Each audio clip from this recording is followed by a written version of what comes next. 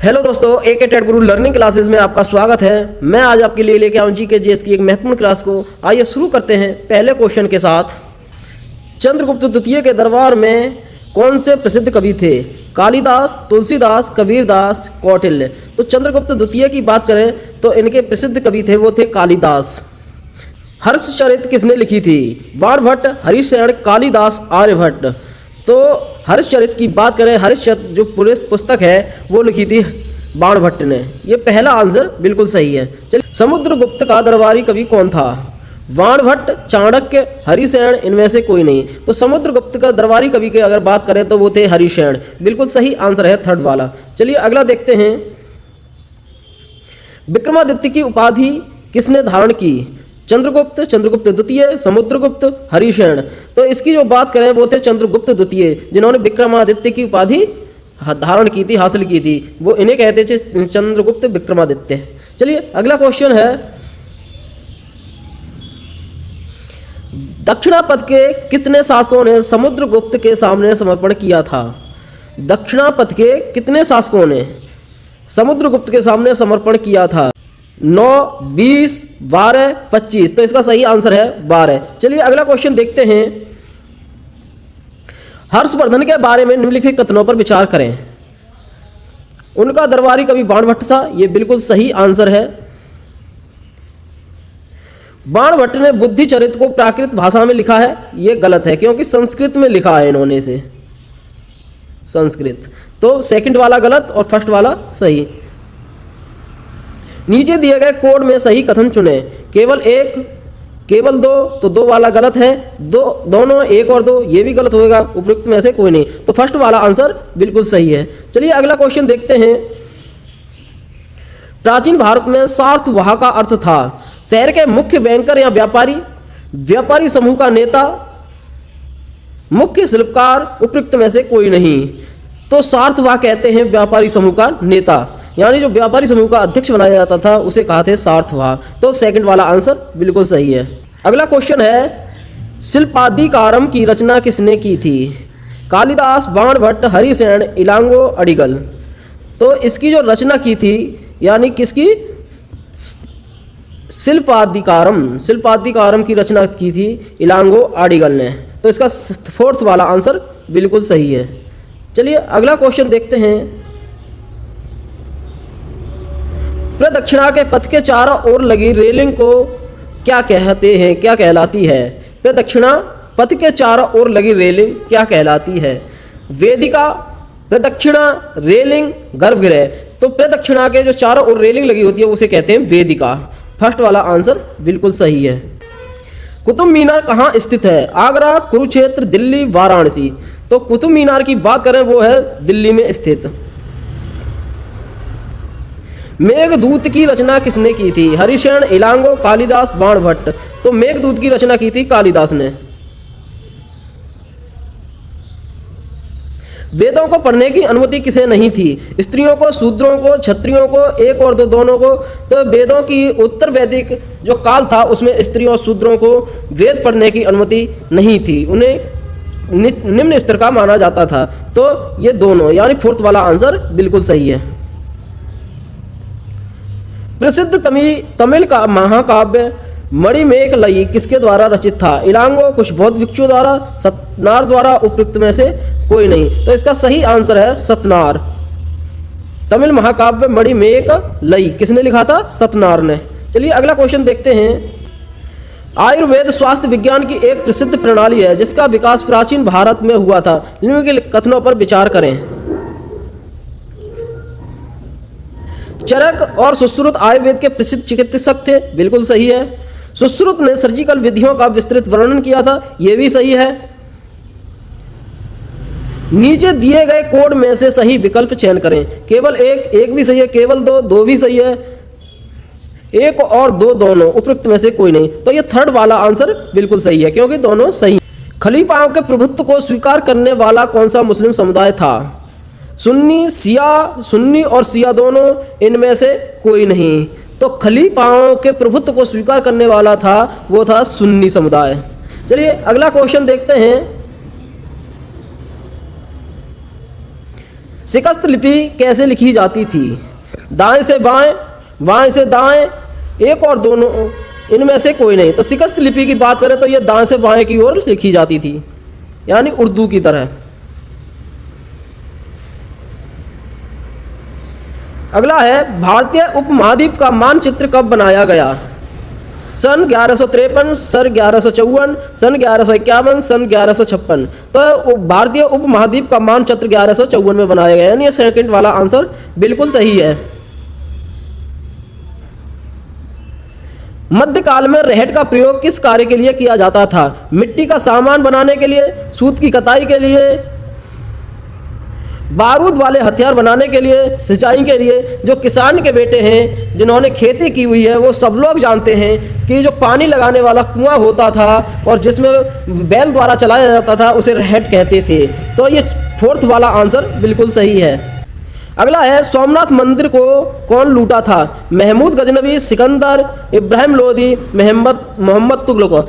तो अगर सोमनाथ मंदिर की बात करें तो इसको लूटा था महमूद गजनवी ने। बिल्कुल सही आंसर है फर्स्ट वाला। चलिए अगला देखते हैं।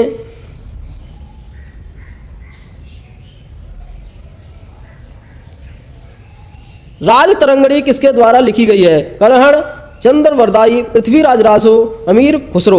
तो राज तरंगड़ी की बात करें तो इसमें जम्मू कश्मीर का इतिहास है और ये कल्हड़ ने लिखी है, यानी फर्स्ट वाला आंसर बिल्कुल सही है। पृथ्वीराज तृतीय और मोहम्मद गौरी के बीच युद्ध कब हुआ था? 1191 से 1192, 1191 से 1193, 1192 से 1194, 1195 से 1199।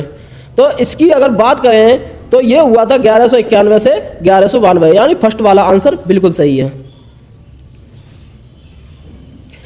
तंजावुर के बृहदीश्वर मंदिर का निर्माण किस चोल शासक के द्वारा किया गया? विजयालय, राजेंद्र प्रथम, राजराज प्रथम, परोतक प्रथम। तो इसका सही आंसर है राजराज प्रथम। तंजावुर के बृहदीश्वर मंदिर का निर्माण किसने कराया? राजराज प्रथम। चलिए अगला है, दक्कन के राष्ट्रकूट किनके सावंत थे? कर्नाटक के चालुक्यों के, चोलों के, केरल के चेर शासकों के, बेंगी के चालुक्यों के। तो इसका सही आंसर है फर्स्ट, कर्नाटक के चालुक्यों के। दक्कन के राष्ट्रकूट किनके सावंत थे? कर्नाटक के चालुक्यों के। चलिए अगला क्वेश्चन देखते हैं।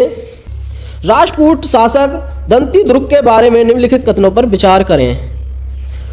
उसने चालुक्य शासक को उखाड़ फेंका था, यह बिल्कुल सही है। उन्होंने हिरण्यगर्भ नामक एक यज्ञ किया था, यह भी बिल्कुल सही है। नीचे दिए गए कोड में से सही विकल्प चुनें। केवल एक, केवल दो, एक और दो, दोनों। तो इसका सही आंसर हो जाएगा थर्ड वाला, एक और दो, दोनों। चलिए अगला है, करों के प्रकारों के बारे में चोल शिलालेख में उल्लिखित निम्नलिखित कथनों पर विचार करें। वेट्टी एक प्रकार का ऐसा कर था जिसे नकद में संग्रहित किया जाता था। कदमई एक भू राजस्व था, तो ये बिल्कुल सही है। कदमई कर एक भू राजस्व कर था। वेट्टी एक प्रकार का ऐसा कर था जिसे नकद में संग्रहित किया जाता था, नहीं, ये खेती पर भी लिया जाता था। तो ये बिल्कुल गलत आंसर हो जाएगा पहला। नीचे दिए गए कोड में से सही विकल्प चुनें। केवल एक वाला गलत हो गया। सेकंड वाला बिल्कुल सही है। एक और दोनों ये भी गलत, उपयुक्त में से कोई नहीं, ये भी गलत। तो सेकंड वाला आंसर बिल्कुल सही है। त्रिपक्षीय संघर्ष के बारे में निम्नलिखित कथनों पर विचार करें। त्रिपक्षीय संघर्ष के बारे में निम्नलिखित कथनों पर विचार करें। कन्नौज पर नियंत्रण त्रिपक्षीय संघर्ष का एक कारण था, बिल्कुल सही है। प्रतिहार, राष्ट्रकूट और पालों के बीच त्रिपक्षीय संघर्ष हुआ था, यह भी सही है। नीचे दिए कोड में से सही विकल्प चुनें। केवल एक,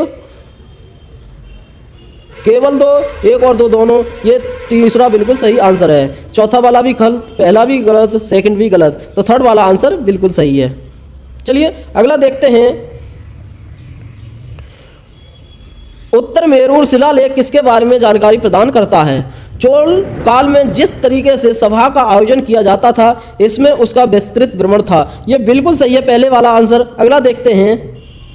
पांड्य काल के दौरान अपनाई गई नई सिंचाई प्रणाली, ये भी गलत है। पल्लव शासक द्वारा अपनाई गई मंदिर वास्तुकला के बारे में विस्तृत जानकारी, ये भी गलत है। उपयुक्त में से कोई नहीं, तो आंसर हो गया फर्स्ट वाला बिल्कुल सही। चलिए अगला क्वेश्चन देखते हैं। रजिया सुल्तान दिल्ली के गद्दे पर कब बैठी? 1296। रजिया सुल्तान दिल्ली की गद्दी पर कब बैठी? 1296, 1236, 1240, 1256। तो इसका सही आंसर है 1236। चलिए अगला क्वेश्चन देखते हैं।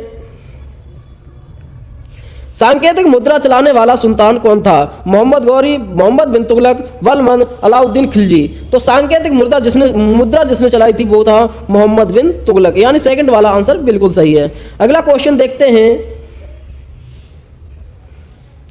दिल्ली सल्तनत का अंतिम राजवंश कौन था? तुगलक वंश, खिलजी वंश, लोधी वंश, इनमें से कोई नहीं। तो दिल्ली सल्तनत का अंतिम राजवंश था वो था लोधी वंश, यानी थर्ड वाला आंसर बिल्कुल सही है। हौज खास सहाई टंकी, आप अगला स्टेशन कौन सा है? हौज खास कहाँ पर स्थित है? तो दिल्ली, आगरा, जयपुर, उदयपुर। तो अगर आप दिल्ली मेट्रो में बैठे होंगे तो हौज खास एक स्टेशन है मेट्रो का, तो ये दिल्ली में है। पहला आंसर बिल्कुल सही है। चलिए अगला देखते हैं। इब्न बतूता किस देश से भारत में आया था? Iran, Iraq, Afghanistan, Morocco. तो इब्न बतूता की बात करें तो ये यूरोपियन यात्री था, ये आया था मोरक्को से। तो फोर्थ वाला आंसर बिल्कुल सही है। चलिए अगला क्वेश्चन देखते हैं। कुब्बत उल इस्लाम मस्जिद के बारे में निम्नलिखित कथन पर विचार करें। यह दिल्ली सुल्तान द्वारा निर्मित पहली सामूहिक मस्जिद थी, बिल्कुल सही आंसर है। इस मस्जिद के मीनार को अलाउद्दीन खिलजी ने बनवाया था, ये गलत है, अलाउद्दीन खिलजी ने नहीं बनवाया था, उस समय ही नहीं था अलाउद्दीन खिलजी। तो फर्स्ट वाला आंसर बिल्कुल सही है। अकबर के द्वारा इबादत खाना का निर्माण किस शहर में कराया गया था? आगरा, दिल्ली, फतेहपुर सीकरी या अजमेर। तो इसका सही आंसर है फतेहपुर सीकरी, यानी थर्ड वाला आंसर बिल्कुल सही है। चलिए अगला देखते हैं। खुर्रम किसका पुत्र था? जहांगीर, शाहजहां, दारा के शिकोह, औरंगजेब। तो ये था जहांगीर का पुत्र। चलिए अगला क्वेश्चन देखते हैं। किस मुगल सम्राट को जिंदा पीर कहा जाता था? हुमायूं, जहांगीर, अकबर, औरंगजेब। तो ये चौथा वाला आंसर बिल्कुल सही है, औरंगजेब को जिंदा पीर कहा जाता था। किस जनजाति ने मुगल शासकों को 17 बार हराया? किस जनजाति ने मुगल शासकों को 17 बार हराया? वह क्या जनजाति थी? अहोम, भील, गोंड या बंजारा। तो कौन सी थी? ये थी अहोम, यानी फर्स्ट वाला आंसर बिल्कुल सही है। चलिए अगला क्वेश्चन देखते हैं। बाबर ने भारत में मुगल शासन किस वर्ष में स्थापित किया? बाबर ने भारत में मुगल शासन किस वर्ष स्थापित किया? चलिए क्वेश्चन देखते हैं। 1527, 1529, 1528, 1526। तो इसका सही आंसर है 1526। मुगल सम्राट बाबर के बारे में निम्नलिखित कथनों पर विचार करें। वह 1494 फरगाना का सिंहासन पाने में सफल हुआ था, ये बिल्कुल सही है, पहला आंसर। 1526 में उसने दिल्ली सुल्तान इब्राहिम लोदी को हराया, तो ये भी सही है, 1526 में इब्राहिम लोदी को हराया था, तभी भारत में सल्तनत जमाई थी। तो दोनों ही सही हैं। नीचे दिए कोड में सही विकल्प का चयन करें। केवल एक, केवल दो, एक और दो, दोनों, उपयुक्त में से कोई नहीं। तो इसका सही आंसर है एक और दो, दोनों। चलिए अगला देखते हैं। मुगलों को जहांगीर दिल्ली सुल्तानों में से किसके बराबर हैं? मुगलों की जहांगीर दिल्ली सुल्तानों में से किसके बराबर हैं? खालिसा, इनाम, वक्फ, इक्ता। तो यह है इक्ता, इसका फोर्थ आंसर बिल्कुल सही है। कुतुब मीनार की पहली मंजिल किसने बनवाई थी? तो कुतुब मीनार की पहली मंजिल किसने बनवाई थी? इल्तुतमिश ने, बलबन ने, अकबर ने, कुतुबुद्दीन ऐबक ने। तो इसका सही आंसर है फोर्थ, कुतुबुद्दीन ऐबक ने। किस राजा ने कंदरिया महादेव के मंदिर का निर्माण करवाया था? राजा धंगदेव चंदेल ने, अशोक ने, राजा राजेश्वर ने, इनमें से कोई नहीं। तो कंदरिया महादेव के मंदिर का निर्माण कराया था, वो कराया था राजा धंगदेव ने, यानी फर्स्ट ऑप्शन बिल्कुल सही है। दिल्ली स्थित जामा मस्जिद का निर्माण किस मुगल शासक ने करवाया था? तो ये सभी को पता है, जामा मस्जिद किसने बनवाई है? वो बनवाई थी शाहजहां ने। हुमायूं, अकबर, जहांगीर, शाहजहां। तो इसका फोर्थ आंसर बिल्कुल सही है। चलिए अगला क्वेश्चन देखते हैं। मुगल वास्तुकला से संबंधित पितराधूरा क्या है? मस्जिद निर्माण की तकनीक, संगमरमर अथवा बलुआ पत्थर को अलंकृत करने की तकनीक, ये बिल्कुल सही है। मकबरा निर्माण की तकनीक, किले की ऊंचाई बढ़ाने वाली तकनीक, तो सेकंड वाला आंसर बिल्कुल सही है, संगमरमर अथवा बलुआ पत्थर को अलंकृत करने वाली तकनीक। चलिए अगला क्वेश्चन देखते हैं। हौज ए सुल्तानी किसके द्वारा बनाया गया था? तो ये बनाया गया था इल्तुतमिश के द्वारा। चलिए ऑप्शन देखते हैं। इल्तुतमिश, बलवान, अलाउद्दीन खिलजी, मोहम्मद बिन तुगलक। तो इसका सही आंसर है फर्स्ट, इल्तुतमिश। चलिए चर्च वाली गोथिक शैली का पहली बार निर्माण किया गया था। चर्च वाली गोथिक शैली का पहली बार निर्माण करा गया था तो वो किया गया था फ्रांस में। ब्रिटेन, फ्रांस, रूस, उपयुक्त में से कोई नहीं, तो इसका सही आंसर है सेकंड वाला। चलिए अगला क्वेश्चन देखते हैं। हम्पी नगर कौन सी नदियों की घाटी में स्थित है? तो हम्पी नगर कृष्णा नदी, तुंगभद्रा, एक और दो, दोनों, इनमें से कोई नहीं। तो हम्पी नगर कौन सी नदियों की घाटी, यानी ऐसे क्वेश्चन आए तो थोड़ा तर्क भी लगाना चाहिए, मनोविज्ञान भी लगाना चाहिए, क्योंकि नदियों दे रहा है यहाँ और दोनों नदियाँ, दोनों ऑप्शन बिल्कुल सही है। ऐसे क्वेश्चन में थोड़ी तर्क भी लगानी चाहिए। चलिए अगला क्वेश्चन है। सुप्रसिद्ध सूफी संत ख्वाजा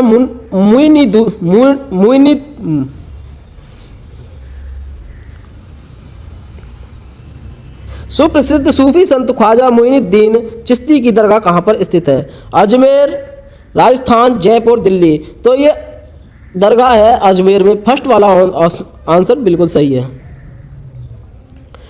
वीदर के शिल्पकार किस जड़ाई के काम के लिए प्रसिद्ध थे? यानी वीदर के शिल्पकार किस जड़ाई के काम के लिए प्रसिद्ध थे? चांदी, तांबा, एक और दो, दोनों। तो ये वीदर के जो शिल्पकार थे वो दोनों के लिए प्रसिद्ध थे, यानी थर्ड वाला आंसर बिल्कुल सही है। चलिए अगला क्वेश्चन देखते हैं। किसे मक्का का प्रस्थान द्वार कहा जाता है? किसे मक्का का प्रस्थान द्वार कहा जाता है? दिल्ली, सूरत, राजस्थान, उड़ीसा। तो मक्का का प्रस्थान द्वार ये समझ लीजिए ये कहा जाता है सूरत, गुजरात में। ठीक है, चलिए अगला क्वेश्चन देखते हैं। हम्पी के वास्तु वैभव के संबंध में निम्नलिखित कथनों पर विचार करें। हम्पी कृष्णा, तुंगभद्रा बेसिन में स्थित है, ये बिल्कुल सही आंसर है। इसके निर्माण में किसी चूना पत्थर या किसी जोड़ने वाले मसाले का उपयोग नहीं किया गया था, ये भी सही है। चलिए तो इसके दोनों ही सही हैं, यानी दोनों। चलिए अगला क्वेश्चन है। गख्खर लोगों के मुखिया कमाल खान गख्खर को बादशाह अकबर ने क्या बनाया था? गख्खर के लोगों के मुखिया कमाल खान गख्खर को बादशाह अकबर ने क्या बनाया था?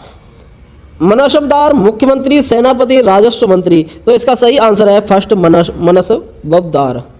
चलिए अगला क्वेश्चन देखते हैं। उत्तर पश्चिम में रहने वाली शक्तिशाली जनजाति कौन सी थी? तो ये थी बलोच, नागा, अहोम, मुंडा, बलोच। तो इसका सही आंसर है बलोच, उत्तर भारत में, और दक्षिण भारत में अहोम। चलिए अगला क्वेश्चन देखते हैं। अकबर के प्रसिद्ध सेनापति राजा मान सिंह ने चेर लोगों पर हमला कब किया था? 1590, 1591, 1560, 1592। तो इसका सही आंसर है सेकंड वाला, 1591। बिल्कुल सही आंसर है 1591। चलिए अगला क्वेश्चन है। अहोम राज्य के लिए जिन लोगों से जबरन काम लिया जाता था वे क्या कहलाते थे? पाइक, भुइयाँ, कोजहाजों, बुरंजी। तो अहोम राज्य के लिए जिन लोगों से जबरन काम लिया जाता वो कहलाते थे पाइक। चलिए अगला क्वेश्चन है। मध्यकाल के दौरान गख्खर जनजातियों के बारे में निम्नलिखित कथनों पर विचार करें। गख्खर जनजातियों का प्रमुख कमाल खान गख्खर था, ये बिल्कुल सही आंसर है पहले वाला। मुगल सम्राट जहांगीर द्वारा उसे मनसबदार बनाया गया था, ये गलत है। नीचे दिए गए कोड में से तो पहले वाला आंसर इसका बिल्कुल सही है। यहाँ गुरु गोविंद सिंह ने खालसा की संस्था का निर्माण कब किया था? तो गुरु गोविंद सिंह ने खालसा की संस्था का निर्माण कब किया था? तो उन्होंने किया था 1699, 1609, 1606, 1689, 1699। तो इसका फोर्थ वाला आंसर बिल्कुल सही है। चलिए अगला क्वेश्चन देखते हैं। नए नार संप्रदाय के लोग जिनकी भक्ति करते थे, शिव विष्णु इंद्र ब्रह्मा।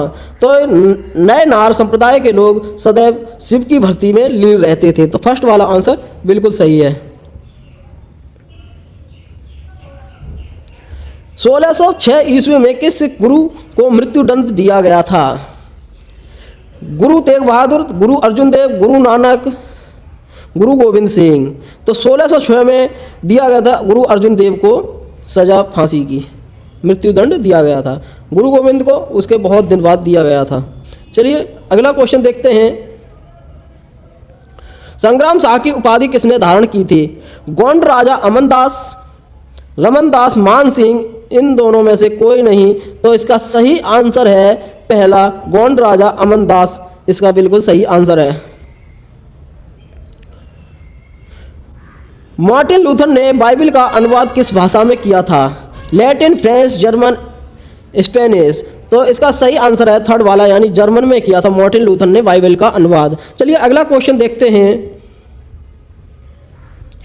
तुलसीदास ने रामचरितमानस की रचना किस भाषा में की है? मैथिली, ब्रजभाषा, संस्कृत, अवधी। तो ये सभी को पता है, उत्तर भारत वालों को सभी को पता है कि ये अवधी में किया गया है। तो फोर्थ आंसर बिल्कुल सही है। अलवार तथा नए नार संतों के बारे में निम्नलिखित कथनों पर विचार करें। 63 नए नार और 12 अलवार संत थे, ये बिल्कुल सही है। दिव्य प्रभु धाम में नए नार के गीत संकलित किए गए हैं, ये गलत है, अभी नहीं किए गए हैं। तो फर्स्ट वाला आंसर इसका बिल्कुल सही है। चलिए अगला क्वेश्चन देखते हैं। सूफीवाद के ऋषि सिलसिले के बारे में निम्नलिखित कथनों पर विचार करें।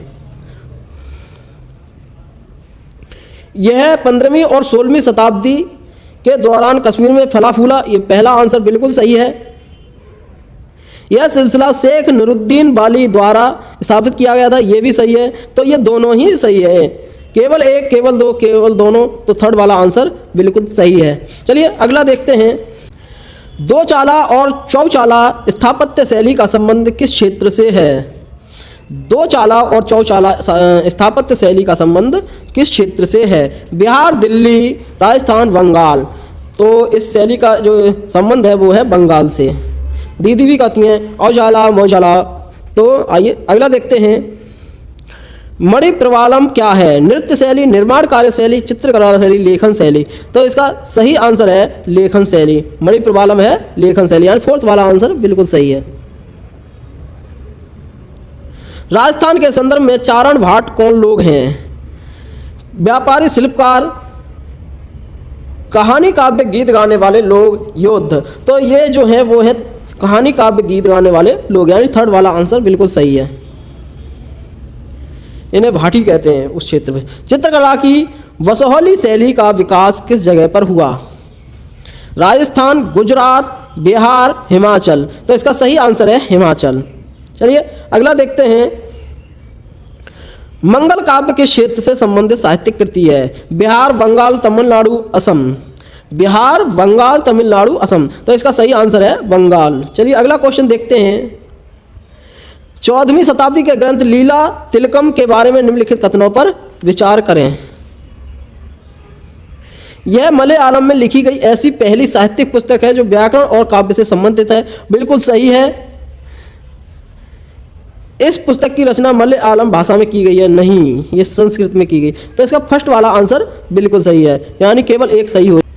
आज के लिए इतना ही। लाइक करें, सब्सक्राइब करें, शेयर करें। धन्यवाद। आपका दिन शुभ हो।